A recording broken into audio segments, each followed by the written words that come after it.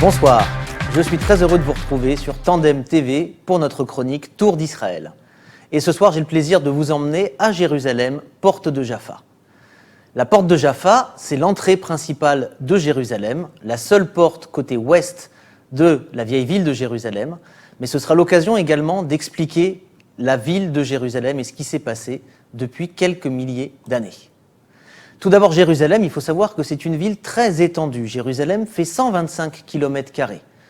À titre de comparaison, la ville de Paris fait 100 km². Sauf que l'essentiel de ce qui se passe à Jérusalem, le cœur historique, biblique de Jérusalem, c'est la vieille ville de Jérusalem. Et celle-ci ne fait que 1 km². Même pas 1/100e de la ville moderne de Jérusalem. Pendant des centaines d'années, la ville de Jérusalem se résumait à la vieille ville. Et il faut attendre le 19e siècle pour que la ville s'étende à l'extérieur de ses remparts. La ville de Jérusalem, c'est 4 quartiers. Le quartier juif, le quartier arménien, le quartier chrétien et le quartier musulman. Mais comme vous pouvez le voir, on les appelle les 4 quartiers, mais en vérité, chaque quartier ne représente pas un quart de la ville. Le quartier musulman est beaucoup plus grand et beaucoup plus peuplé. Sur les 35 000 personnes qui habitent la vieille ville de Jérusalem, il y en a à peu près 25 000 dans le quartier musulman. On parle de 5 000 personnes dans le quartier chrétien, de 2 000 personnes dans le quartier arménien et d'environ 3 000 dans le quartier juif. Et bien évidemment, le dernier quartier, le 5e quartier, c'est le mont du Temple, le Har Habayit, qui représente une part très importante de la vieille ville de Jérusalem. Donc ces 4 quartiers, globalement, fonctionnent comme ça depuis 200 ans. C'est la manière dont les différentes communautés vont se positionner dans la vieille ville de Jérusalem. La vieille ville de Jérusalem, jusqu'en 1860, ce ne sont que les remparts. Et il faut attendre plusieurs bienfaiteurs, des philanthropes, et notamment 2 personnes qui vont être très importantes pour la ville de Jérusalem. Judas Thureau et Moïse Montefiore. Ceux-ci ont compris qu'il fallait aider les Juifs qui vivaient à Jérusalem. Parce que jusqu'à présent, la population juive de Jérusalem vit dans une très grande pauvreté. Les conditions sanitaires sont terribles et ils vivent uniquement de la chalouka, de l'aide des Juifs européens qui peut leur parvenir. Moïse Montefiore va donc réunir des fonds et va décider de construire un premier quartier à l'extérieur de Jérusalem. 1860, il achète le terrain et la première chose qu'il va décider est de construire un moulin pour permettre aux Juifs de faire eux-mêmes leur pain et de développer une activité économique autonome. Il voulait construire un hôpital, finalement ce seront des logements, des appartements qu'il va construire. Sauf qu'à cette époque, les Juifs ne veulent pas quitter la vieille ville de Jérusalem. Pour vous expliquer, jusqu'au début du XXe siècle, toutes les portes de la vieille ville étaient gardées la nuit, avec des gardes armés. On avait peur des bandits, on avait peur des bédouins. Donc quand Moïse Montefiore propose ces quartiers à quelques dizaines de mètres de la vieille ville, les Juifs refusent. Donc il propose de leur louer gratuitement les appartements. Et au bout de quelques semaines, personne ne se présente. Alors il dit « Ok, je vais vous donner de l'argent ». Il propose de leur donner de l'argent pour que les Juifs acceptent de s'émanciper et d'habiter à l'extérieur des remparts. Mais là également, les Juifs refusent. Alors il décide de leur offrir les appartements et de leur donner de l'argent. Et à ce moment-là, quelques familles vont accepter et vont s'installer dans ce premier quartier de Jérusalem qu'on appelle Mishkenot Sha'ananim, qu'on peut toujours voir aujourd'hui. Sauf qu'on s'aperçoit rapidement qu'en vérité, c'était plus pour être propriétaire et gagner de l'argent qu'ils ont accepté. Le soir, ils rentraient dormir dans la vieille ville. Il faut attendre 1865 et une épidémie de peste qui va tuer quelques dizaines de personnes pour que la sonnette d'alarme soit tirée et que les Juifs réalisent qu'ils ne peuvent plus rester dans la vieille ville.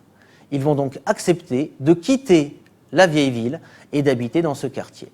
Et à partir de là, 1865, la ville va s'ouvrir sur l'ouest, derrière la porte de Jaffa, puis vers le nord, et se développer pour atteindre la ville moderne de Jérusalem avec ses 125 km².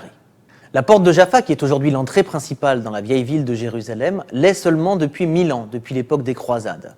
Mais auparavant, l'entrée de la ville se faisait par la porte de Damas. Cette magnifique porte qui se situe au nord de Jérusalem, et il faut savoir que c'est par le nord que les commerçants arrivaient dans la ville, mais également les attaques. Dans son histoire de 4000 ans, la ville de Jérusalem a été attaquée 50 fois, assiégée 25 fois et détruite, rasée 2 fois, toujours avec des attaques qui venaient du côté nord. Et cela s'explique par la topographie de la ville. En effet, la ville de Jérusalem, sur les hauteurs, on le rappelle, on est à 700 mètres d'altitude, est entourée par trois grandes vallées. À l'est, la vallée du Cédron, qui sépare la vieille ville du mont des Oliviers. À gauche, la vallée du Hinnom. Et au centre, la vallée qu'on appelle la vallée du Tyropéon, que certains appellent la vallée des fabricants de fromage, et qui va permettre aux deux vallées, à droite et à gauche, à l'est et à l'ouest, de se réunir au sud. Donc en fait, la ville est entourée de trois grandes vallées à l'est, à l'ouest et au sud. Le nord est le côté plat. Donc évidemment, c'est par le nord qu'on va rentrer dans la vieille ville de Jérusalem. Mais je vous le disais, les choses vont changer à l'époque des croisades. Le premier roi de Jérusalem, ce n'est pas Godefroy de Bouillon, celui qui a conquis la ville, mais son frère, Baudouin. Et lui va décider de déplacer son palais, qui était auparavant sur le mont du Temple, pour le mettre, porte de Jaffa, dans la tour de David. Il voulait se rapprocher du peuple. Sauf que le peuple ne passait pas par là, il passait par la porte de Damas. Donc malin, il va imposer un péage beaucoup plus lourd à la porte de Damas et faire sauter le péage de la porte de Jaffa pour que l'entrée soit gratuite. Dorénavant, les commerçants auront deux possibilités. Payer très cher pour aller à la porte de Damas ou se compliquer la vie et rentrer par la porte de Jaffa. Et c'est ainsi, depuis le XIIe siècle, les croisades, que la porte de Jaffa est la principale porte d'entrée dans la vieille ville de Jérusalem. On doit au grand sultan ottoman, Souleymane le Magnifique, au XVIe siècle, les remparts qui entourent la ville de Jérusalem. Parce que la vieille ville d'aujourd'hui est toujours entourée de 4 km de remparts. Pourquoi le sultan ottoman décide de construire de remparts? Qu'est-ce qui se passait avant cette période-là? Il faut savoir que pendant plus de 300 ans, la ville de Jérusalem n'avait pas de remparts. Les derniers remparts, elles datent de la période des croisades. Et elles avaient été construites par le neveu de Saladin, El-Malik El-Mu'assim Issa, qui en 1212 décide de protéger, de fortifier la ville de Jérusalem. Sauf que 7 ans plus tard, il décide de détruire les propres remparts qu'il a construits. Comment est-ce possible? Pourquoi est-ce qu'il va détruire ses propres remparts après les années de travail qu'il a fait? La raison est simple, c'est les croisades. La 5e croisade arrive et il sait que les croisés veulent reprendre la ville sainte de Jérusalem. Il va donc faire ce choix, qui paraît complètement fou, de détruire les remparts qu'il a construits. Pourquoi? Parce qu'il sait que Jérusalem sans remparts n'est une ville qu'on ne peut pas protéger. Et donc les croisés ne s'attaqueront pas à la ville parce qu'ils savent qu'ils ne pourront pas la défendre. Cette stratégie complètement folle va effectivement fonctionner, puisque les croisés n'essaieront même pas de prendre la ville de Jérusalem. Donc nous sommes en 1219, la ville n'a plus de remparts et elle va rester comme ça pendant plus de 300 ans. Saladin se réveille un matin et dit « Tiens, allons construire 4 km de remparts autour de Jérusalem ?» Pas tout à fait. Saladin fait un cauchemar où il se voit dévoré par 2 lions. Et ce cauchemar se répète jour après jour, nuit après nuit. Il demande conseil à ses proches et on lui dit « C'est parce que tu ne protèges pas la ville sainte de Jérusalem. » Il va donc investir une fortune pour fortifier la ville, faire ses 4 km de remparts, 15 mètres de haut, 15 postes de garnison pour protéger la ville sainte de Jérusalem. Et ce sont toujours ces remparts qui n'ont jamais été détruits depuis le XVIe siècle que l'on peut voir aujourd'hui quand on se balade à Jérusalem. Juste après avoir franchi la porte de Jaffa, sur la gauche, on peut voir 2 tombes. Et il s'agirait, selon la tradition, des tombes des 2 architectes qui ont dessiné les plans des remparts de la ville de Jérusalem. Pourquoi Souleymane le Magnifique a décidé d'assassiner ces 2 ingénieurs qui lui ont fait ces magnifiques remparts? Certains disent qu'ils étaient tellement doués qu'il avait peur qu'à un moment ou un autre, il passe à la concurrence et qu'il l'empêche d'assouvir son envie de conquête. D'autres disent que la ville fortifiée de Jérusalem a laissé le mont Sion à l'extérieur de la ville. Et en effet, le mont Sion, dans lequel se trouve la tombe du roi David, Nabi Daoud, est à l'extérieur. Et ce serait cet élément, le fait d'avoir laissé le prophète sans protection à l'extérieur des remparts, qui aurait rendu le sultan fou de colère, et il aurait décidé ainsi de tuer les 2 architectes qui ont fait ces magnifiques remparts. L'arrivée par l'ouest à Jérusalem est extraordinaire. On a les remparts, la porte de Jaffa, et juste derrière, la tour de David. C'est la seule porte qui permet par l'ouest d'accéder à la vieille ville de Jérusalem. Et cette protection est renforcée par 2 éléments. Tout d'abord des meurtrières, qu'on peut voir un peu partout, les meurtrières qui vont servir à tirer des flèches à l'intérieur des murs avec l'impossibilité pour les ennemis de pouvoir les atteindre, mais également sur les hauteurs, le machikouli.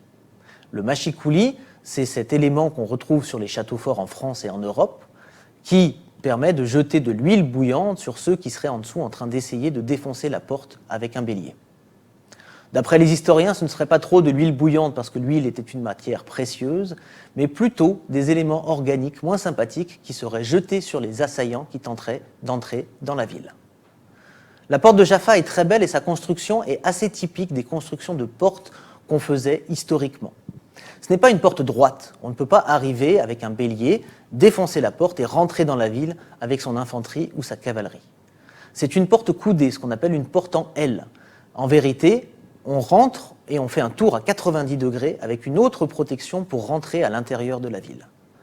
Cela empêche d'arriver avec des chevaux dans la ville et permet de garantir la sécurité des habitants. Et pendant des centaines d'années, la porte de Jaffa, c'était uniquement cette porte-là. La route que vous connaissez peut-être, qui passe juste derrière la porte de Jaffa, est beaucoup plus tardive. Il faut attendre la fin du XIXe siècle, avec les Européens qui arrivent à Jérusalem, pour que cette porte soit ouverte et qu'une route soit créée. Et on doit cela au Kaiser Guillaume II, qui va visiter Jérusalem en 1892 pour inaugurer une grande église. Lui vient sur un cheval blanc et il aurait pu passer par la porte. Mais son épouse, Augusta Victoria, ne peut pas parce qu'elle est sur un carrosse tiré par 6 chevaux. Et le carrosse n'aurait jamais pu passer par la porte. Donc le gouverneur de la ville, pour honorer ses royaux visiteurs, va décider de casser la fortification pour créer une route pour permettre à la reine d'entrer dans la ville de Jérusalem.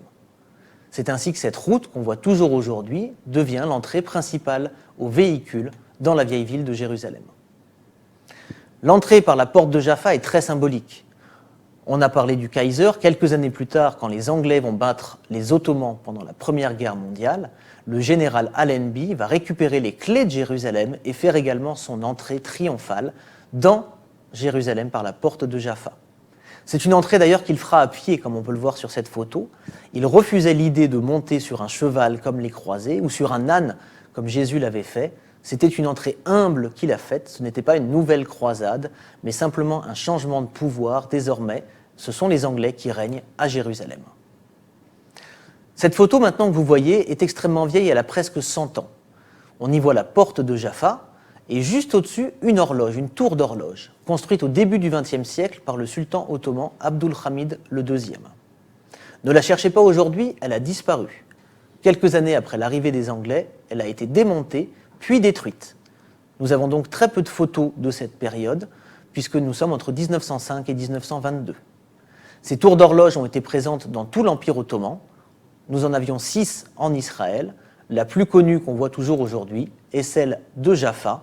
À l'entrée du quartier de Jaffa, nous avons cette tour d'horloge. Merci beaucoup de nous avoir suivis pour cette visite de la porte de Jaffa et cette entrée dans la vieille ville de Jérusalem par la porte de Jaffa. À très bientôt sur Tandem TV pour un nouveau Tour d'Israël.